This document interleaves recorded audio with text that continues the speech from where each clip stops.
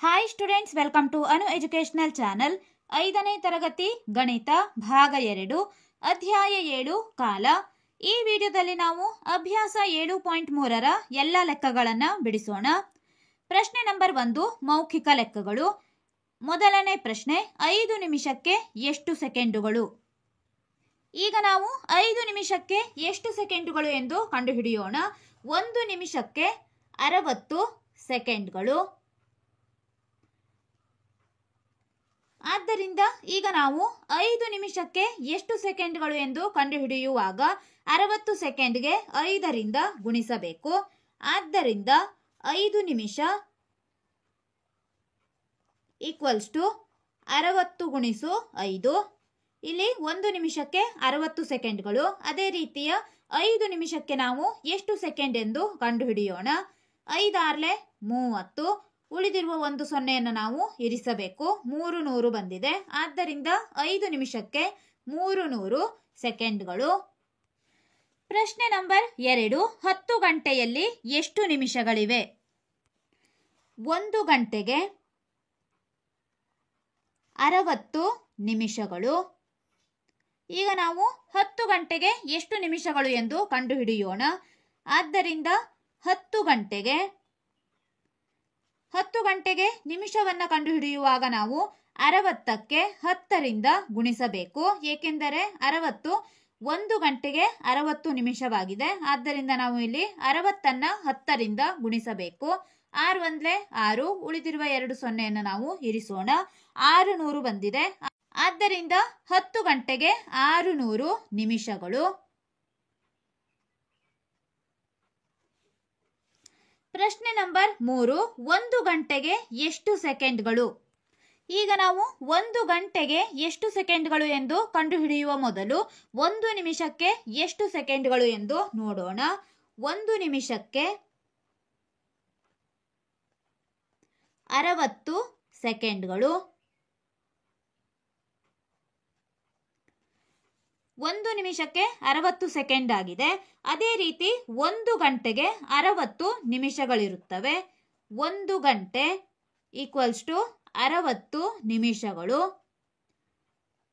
ಆದ್ದರಿಂದ ಇಲ್ಲಿ ನಾವು 1 ಗಂಟೆಗೆ ಎಷ್ಟು ಸೆಕೆಂಡ್ಗಳು ಎಂದು ಕಂಡುಹಿಡಿಯುವಾಗ ಇಲ್ಲಿ 60 ನಿಮಿಷವನ್ನ 60 ಸೆಕೆಂಡ್ನಿಂದ ಗುಣಿಸಬೇಕು.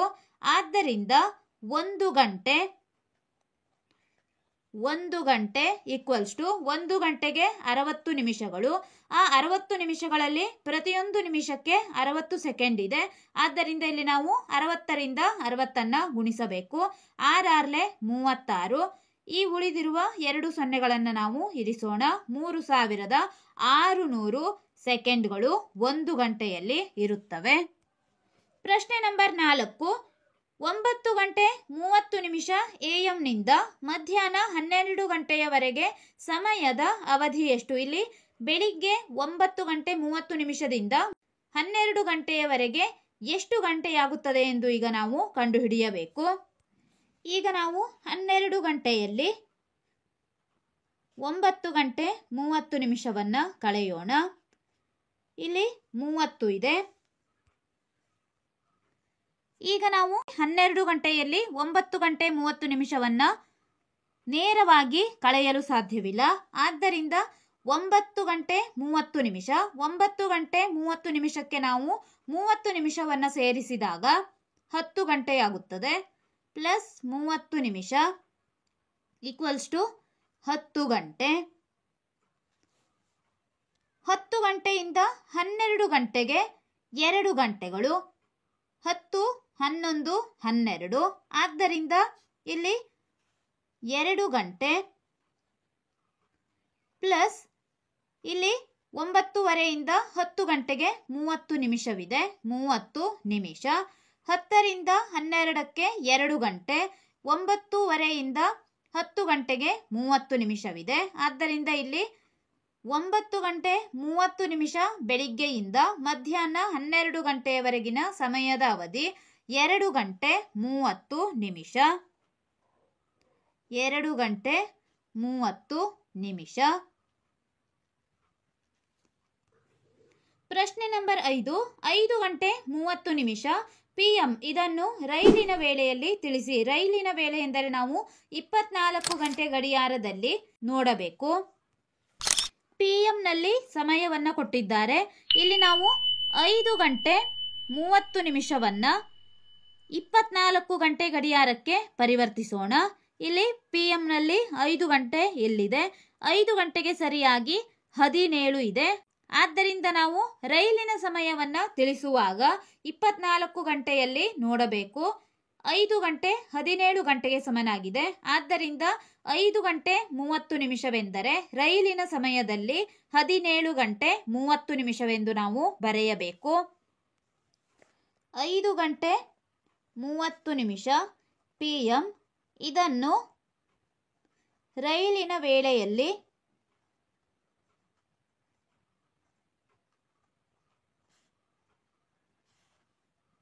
ಹದಿನೇಳು ಗಂಟೆ 30 ನಿಮಿಷ PM ಎನ್ನುವರು.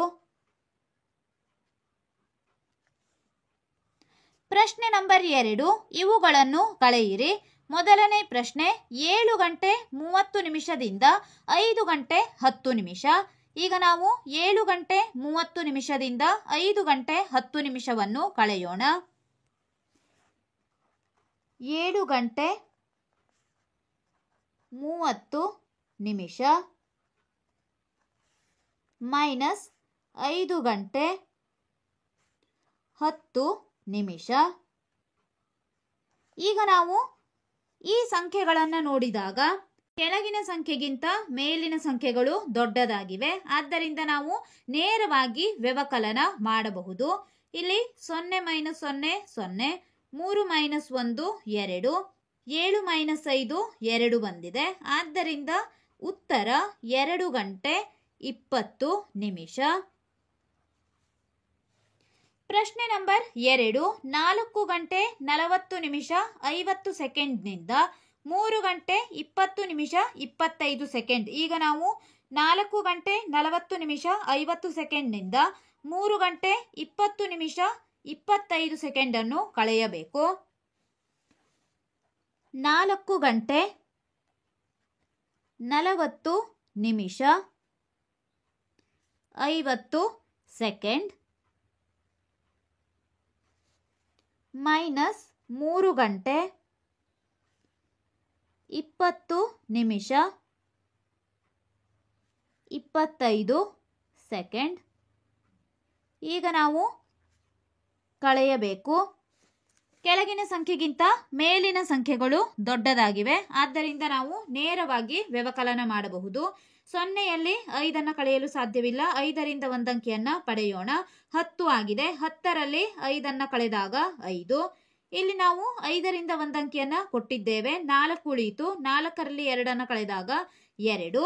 25 ಸೆಕೆಂಡ್ ಬಂದಿದೆ. 0 ಮೈನಸ್ 0 0, 4 ಮೈನಸ್ 2 2, 20 ನಿಮಿಷ. 4 ಮೈನಸ್ 3 1. ಆದ್ದರಿಂದ ಉತ್ತರ 1 ಗಂಟೆ 20 ನಿಮಿಷ 25 ಸೆಕೆಂಡ್ಗಳು. ಪ್ರಶ್ನೆ ನಂಬರ್ 3, 5 ಗಂಟೆ 30 ನಿಮಿಷದಿಂದ 2 ಗಂಟೆ 50 ನಿಮಿಷ. ಈಗ ನಾವು 5 ಗಂಟೆ 30 ನಿಮಿಷದಿಂದ 2 ಗಂಟೆ 50 ನಿಮಿಷವನ್ನ ಕಳೆಯಬೇಕು. 5 ಗಂಟೆ 30 ನಿಮಿಷ ಮೈನಸ್ 2 ಗಂಟೆ 50 ನಿಮಿಷ. ಈಗ ಇಲ್ಲಿ ನಾವು ಪ್ರಶ್ನೆಯನ್ನ ನೋಡಿದಾಗ ಕೆಳಗಿನ ಸಂಖ್ಯೆ ಮೇಲಿನ ಸಂಖ್ಯೆಗಿಂತ ದೊಡ್ಡದಾಗಿದೆ. ಅಂದರೆ ಇಲ್ಲಿ ನಾವು 30ರಲ್ಲಿ 50 ಕಳೆಯಲು ಸಾಧ್ಯವಿಲ್ಲ. ಈಗ ನಾವು ನಿಮಿಷ ಮತ್ತು ಗಂಟೆಗಳನ್ನ ನೋಡೋಣ. ನಿಮಿಷ ಕಡಿಮೆಯಾಗಿದೆ. ನಿಮಿಷ ಕಡಿಮೆಯಾಗಿದ್ದರಿಂದ ನಾವು ಈಗ ಗಂಟೆಯಿಂದ 1 ಗಂಟೆಯನ್ನ ನಿಮಿಷಕ್ಕೆ ತೆಗೆದುಕೊಳ್ಳಬೇಕು. ಗಂಟೆಯಿಂದ 1 ಗಂಟೆಯನ್ನ ತೆಗೆದುಕೊಂಡಾಗ ಇಲ್ಲಿ 5 ಗಂಟೆ ಇದೆ. 5 ಗಂಟೆಯಲ್ಲಿ ನಾವು 1 ಗಂಟೆಯನ್ನ ತೆಗೆದುಕೊಂಡಾಗ 1 ಗಂಟೆಗೆ 60 ನಿಮಿಷಗಳು. ಈಗ ನಾವು 60ಕ್ಕೆ 30 ಸೇರಿಸಬೇಕು. 60 ಪ್ಲಸ್ 30, 60ಕ್ಕೆ 30 ಕೂಡಿಸಿದಾಗ 90 ಬರುತ್ತದೆ. ಈಗ ನಾವು 90ರಲ್ಲಿ 50 ಕಳೆಯಬೇಕಾಗಿದೆ. 90ರಲ್ಲಿ 50 ಕಳೆಯೋಣ.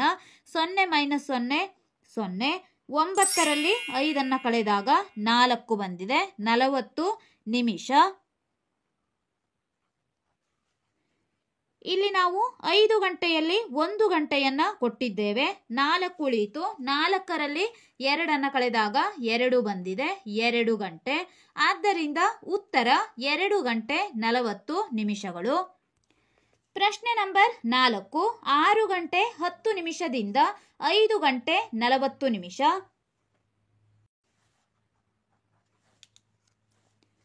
6 ಗಂಟೆ 10 ನಿಮಿಷ